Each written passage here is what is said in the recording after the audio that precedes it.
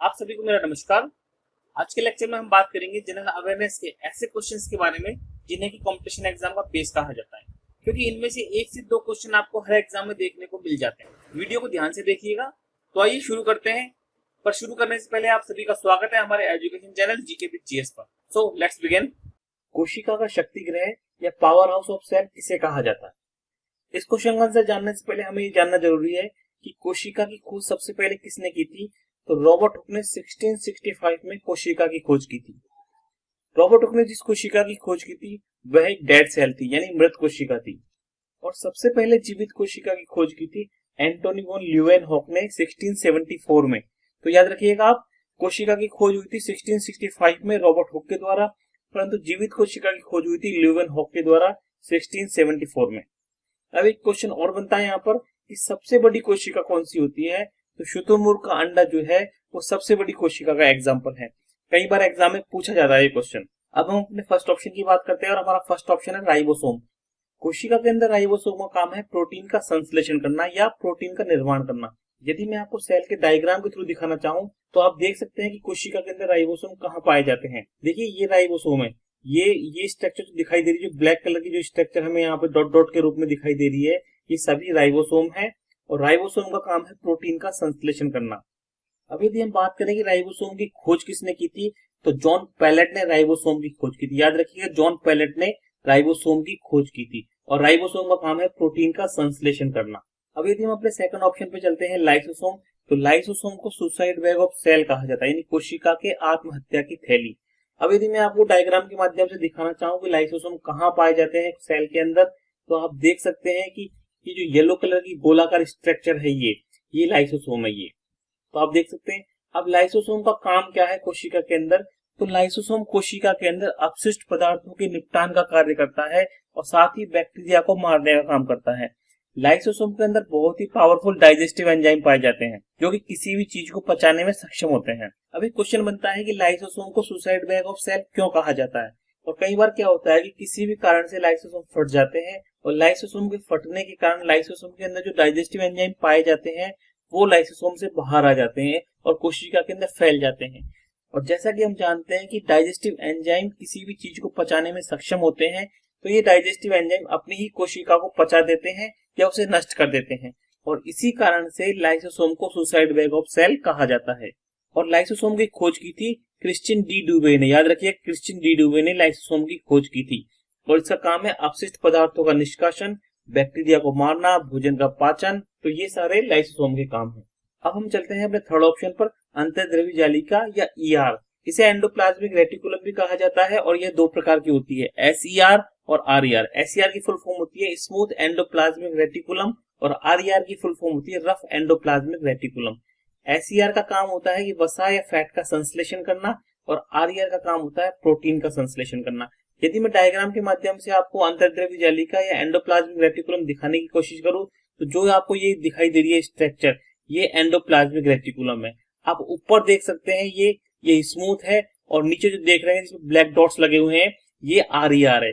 इसे आरईआर या rough endoplasmic reticulum इसलिए कहा जाता है क्योंकि इसके ऊपर राइबोसोम लगे होते हैं और इसी कारण से ये आरईआर या रफ एंडोप्लाज्मिक रेटिकुलम कहलाती है। परंतु एससीआर के ऊपर राइबोसोम नहीं होते और इस कारण से इसे स्मूथ एंडोप्लाज्मिक रेटिकुलम कहा जाता है। अब यदि हम बात करें लास्ट ऑप्शन माइटोकॉन्ड्रिया की, तो माइटोकॉन्ड्रिया को पावर हाउस ऑफ सेल कहा जाता है और यही हमारा इस क्वेश्चन का आंसर है। अब यदि मैं डायग्राम के माध्यम से आपको माइटोकॉन्ड्रिया दिखाना चाहूँ, तो ये जो स्ट्रक्चर दिखाई दे रही है आपको, ये माइटोकॉन्ड्रिया है। आप इस पिक्चर के माध्यम से भी माइटोकॉन्ड्रिया की स्ट्रक्चर को देख सकते हैं। यदि हम माइटोकॉन्ड्रिया की बात करते हैं तो माइटोकॉन्ड्रिया की खोज अल्टमैन ने 1886 में की थी। याद रखिएगा, अल्टमैन ने 1886 में की थी। और माइटोकॉन्ड्रिया के अंदर एटीपी के रूप में ऊर्जा संरक्षित रहती है। एटीपी के रूप में हमारी ऊर्जा माइटोकॉन्ड्रिया के अंदर संरक्षित रहती है। एटीपी की फुल फॉर्म यहाँ होती है एडिनोसिन ट्राइफॉस्फेट। यहाँ पर फॉस्फेट के 3 अणु होते हैं, 3 मॉलिक्यूल्स होते हैं फॉस्फेट के, जिसे कि हम एडिनोसिन ट्राइफॉस्फेट कहते हैं। माइटोकॉन्ड्रिया की सबसे बड़ी विशेषता ये है कि इसके अंदर अपना खुद का डीएनए होता है। तो याद रखिएगा, कई बार एग्जाम में पूछा जाता है कि कोशिका का वह अंग कौन सा है जिसके पास अपना खुद का डीएनए होता है। तो माइटोकॉन्ड्रिया के पास अपना खुद का डीएनए होता है। माइटोकॉन्ड्रिया कोशिका का श्वसन स्थल भी है। तो यहाँ पर आपके याद करने के लिए कई सारे क्वेश्चंस कवर हो जाते हैं, तो आप इन सभी चीजों को याद रखिएगा। तो आइए नेक्स्ट चलते हैं। एंड नेक्स्ट वन इज, इस क्वेश्चन में पूछा गया है कि पल्लव वंश का संस्थापक कौन था। And the right answer is option C, Simha Vishnu जो है पल्लव वंश का संस्थापक था। तो option C is the right answer. अभी मैं अपने फर्स्ट ऑप्शन की बात करता हूँ, महेंद्र वर्मन। महेंद्र वर्मन कौन था? तो महेंद्र वर्मन सिंह विष्णु का पुत्र था और इसका उत्तराधिकारी था। साथ ही महेंद्र वर्मन ने मत विलास प्रहसन की रचना की थी। तो मत विलास प्रहसन की रचना की थी महेंद्र वर्मन ने। जैसे कि मैं बता चुका हूँ, महेंद्र वर्मन सिंह विष्णु का पुत्र था और इसका उत्तराधिकारी था। पुलकेशिन द्वितीय जो कि चालुक्य वंश का सबसे प्रतापी शासक था, उसका समकालीन था महेंद्र वर्मन। अब यदि मैं बात करता हूँ सेकंड ऑप्शन की, नरसिंह वर्मन प्रथम। तो नरसिंह वर्मन प्रथम ने महाबलीपुरम के एकाश्म मंदिर, जिन्हें की रथ कहा जाता है, इनका निर्माण करवाया था। इसी तरह से नरसिंह वर्मन ने कांची के कैलाश मंदिर का निर्माण भी करवाया था। यदि मैं आपको पिक्चर के माध्यम से कैलाश मंदिर दिखाना चाहूँ तो आप देख सकते हैं कि ये कांची का कैलाश मंदिर है और इसी मंदिर के निर्माण से द्रविड़ स्थापत्य कला की शुरुआत हुई थी। तो याद रखिएगा, द्रविड़ स्थापत्य कला की शुरुआत हुई थी कांची के कैलाश मंदिर से। काफी इंपॉर्टेंट क्वेश्चन बनता है यहाँ पर ये। और यदि हम थर्ड ऑप्शन की बात करते हैं, सिंह विष्णु, तो सिंह विष्णु जो है पल्लव वंश का संस्थापक होने के साथ साथ, तो सिंह विष्णु जो है पल्लव वंश का संस्थापक था और ये अग्नि सिंह के नाम से प्रसिद्ध था। अब यदि हम अपने थर्ड ऑप्शन की बात करते हैं, सिंह विष्णु, तो सिंह विष्णु जो है पल्लव वंश का संस्थापक था और इसकी राजधानी कांची थी। साथ ही यह अग्नि सिंह के नाम से फेमस था, साथ ही यह अग्नि सिंह के नाम से प्रसिद्ध था। किराता जूर्नियम पुस्तक का लेखक भारवी सिंह विष्णु के दरबार में ही रहा करता था। तो आप याद रखिएगा, भारवी जो है वो सिंह विष्णु के दरबार में था, जिसने की किराता जूर्नियम लिखी थी। तो इस क्वेश्चन में आपको याद करने के लिए काफी कुछ है और आप चाहें तो इसे नोट भी कर सकते हैं। इसी तरह से इन चीजों को आप यहाँ पर नोट कर सकते हैं। आइए नेक्स्ट क्वेश्चन पे चलते हैं। एंड नेक्स्ट वन इज, देखिए इस क्वेश्चन में पूछा गया है कि सूर्य के अदृश्य भाग से प्रकाश संश्लेषण की क्रिया किसके द्वारा होती है? And the right answer is option C, bacteria के द्वारा। तो बैक्टीरिया के द्वारा सूर्य के अदृश्य भाग से प्रकाश संश्लेषण की क्रिया होती है। देखिए प्रकाश संश्लेषण की क्रिया हरे पौधों के द्वारा की जाती है, परंतु हरे पौधे जो है सूर्य के दृश्य प्रकाश का यूज करते हैं प्रकाश संश्लेषण की क्रिया के दौरान, जो कि 7 रंगों से मिलकर बनता है। परंतु समुद्र की गहराई में रहने वाले बैक्टीरिया सूर्य के अदृश्य प्रकाश, जिसे कि हम इंफ्रारेड रेज या अवरक्त किरणें कहते हैं, उसका उपयोग करके प्रकाश संश्लेषण की क्रिया करते हैं। काफी इंपॉर्टेंट क्वेश्चन है, याद रखिएगा आप इस चीज को। तो आइए नेक्स्ट चलते हैं। एंड नेक्स्ट वन इज, इसमें पूछ रहा है कि किसी परमाणु की परमाणु संख्या क्या दर्शाती है। इस क्वेश्चन में पूछा गया है किसी भी एटम की एटॉमिक नंबर से हमें किस चीज का पता चलता है। देखिए एटॉमिक नंबर या परमाणु संख्या का अर्थ होता है कि किसी भी परमाणु के नाभिक में उपस्थित प्रोटॉन्स की संख्या उसकी परमाणु संख्या या उसके एटॉमिक नंबर कहलाता है। अब दूसरी बात यह है कि प्रोटॉन्स परमाणु में किस जगह उपस्थित होते हैं। तो प्रोटॉन्स जो है परमाणु के नाभिक के अंदर उपस्थित होते हैं। आप देख सकते हैं पिक्चर के माध्यम से, प्रोटॉन जो है परमाणु के नाभिक में उपस्थित होते हैं। तो इस क्वेश्चन का आंसर बन जाएगा ऑप्शन ए, प्रोटॉन्स की संख्या। प्रोटॉन्स की संख्या को ही हम किसी परमाणु की परमाणु संख्या कहते हैं या एटॉमिक नंबर कहते हैं। अब यदि हम चलते हैं सेकंड ऑप्शन के ऊपर, न्यूट्रॉन, तो न्यूट्रॉन की खोज की गई थी जेम्स चैडविक के द्वारा 1932 में। और न्यूट्रॉन भी कहाँ पाए जाते हैं? परमाणु के नाभिक में पाए जाते हैं, प्रोटॉन्स के साथ में। प्रोटॉन के ऊपर पॉजिटिव चार्ज होता है, परंतु न्यूट्रॉन के ऊपर कोई चार्ज नहीं होता है। अब यदि हम अपने थर्ड ऑप्शन की बात करते हैं, तो प्रोटॉन और न्यूट्रॉन की संख्या मिलकर द्रव्यमान संख्या बनाती है, या किसी परमाणु की द्रव्यमान संख्या प्रोटॉन और न्यूट्रॉन की संख्या से मिलकर बनती है। और प्रोटॉन और न्यूट्रॉन दोनों परमाणु के नाभिक में उपस्थित होते हैं। चित्र के माध्यम से आप देख सकते हैं कि नाभिक के अंदर जो पाए जा रहे हैं ब्लू और रेड कलर के, एक प्रोटॉन है और एक न्यूट्रॉन है। और इसी तरह से इलेक्ट्रॉन जो है नाभिक के चारों ओर चक्कर लगाते रहते हैं। आप देख सकते हैं कि निश्चित कक्षाओं में ये इलेक्ट्रॉन नाभिक के चारों ओर चक्कर लगाते रहते हैं। इस तरह से ब्लैक कलर में जो दिखाई दे रहे हैं वो इलेक्ट्रॉन है और इनके ऊपर नेगेटिव चार्ज होता है। इलेक्ट्रॉन के ऊपर नेगेटिव चार्ज होता है। अब यदि मैं बात करता हूँ मॉडर्न पीरियोडिक टेबल की, तो मॉडर्न पीरियोडिक टेबल जो है परमाणु संख्या के ऊपर आधारित है, एटॉमिक नंबर के ऊपर मॉडर्न पीरियोडिक टेबल आधारित है, और जिसे कि हेनरी मोजले ने विकसित किया है। आप याद रखिएगा इस चीज को। यहाँ पर आप देख सकते हैं परमाणु संख्या, प्रोटॉन की संख्या जो होती है उसे हम परमाणु संख्या कहते हैं, और द्रव्यमान संख्या या प्रोटॉन और न्यूट्रॉन की संख्या को हम द्रव्यमान संख्या कहते हैं। प्रोटॉन के ऊपर पॉजिटिव चार्ज होता है और न्यूट्रॉन के ऊपर कोई चार्ज नहीं होता, साथ ही इलेक्ट्रॉन के ऊपर होता है नेगेटिव चार्ज। अब किसी भी रासायनिक अभिक्रिया में या केमिकल रिएक्शन के अंदर केवल परमाणु भाग लेते हैं, और परमाणुओं का जो है स्वतंत्र अस्तित्व संभव नहीं होता। परमाणु हमेशा अणु के रूप में या किसी कंपाउंड या यौगिक के रूप में पाए जाते हैं। तो काफी इंपॉर्टेंट क्वेश्चन है, आप याद रखिएगा इस चीज को। यहाँ पर बहुत सारी चीजें आपकी कवर होती हैं। अच्छा, एक चीज और आती है कि इलेक्ट्रॉन की खोज किसने की थी, तो जे थॉमसन ने इलेक्ट्रॉन की खोज की थी। तो ये नेक्स्ट क्वेश्चन पे चलते हैं।